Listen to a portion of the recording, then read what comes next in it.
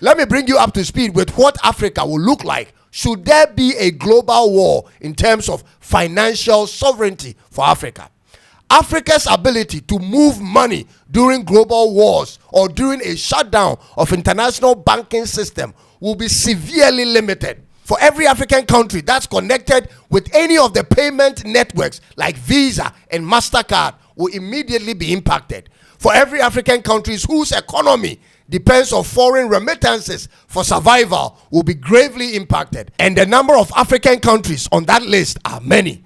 There are countries in Africa where more than 10% of their GDP actually depends on remittances from their families in the diaspora.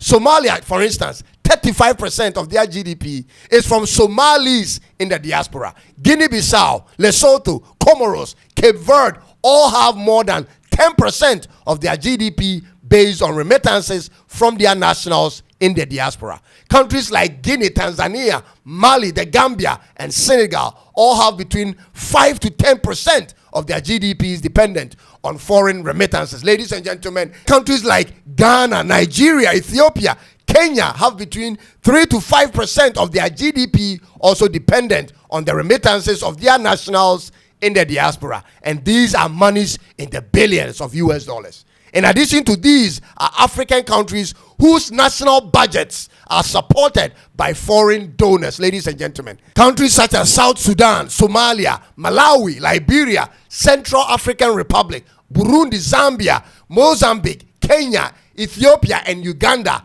heavily depend on foreign donors or aids in one way or the other to balance their annual budgets. Ladies and gentlemen, what happens when these sources of funds are cut off?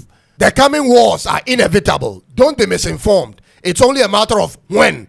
Africa's dependence on foreign goods for survival will be cut off. The ships will not be bringing the containers when that time comes, ladies and gentlemen. The grains and meat and oil and refined oil products and even the internet will be cut off in that period. Ladies and gentlemen, how will our lives be and what excuse will our government have for us?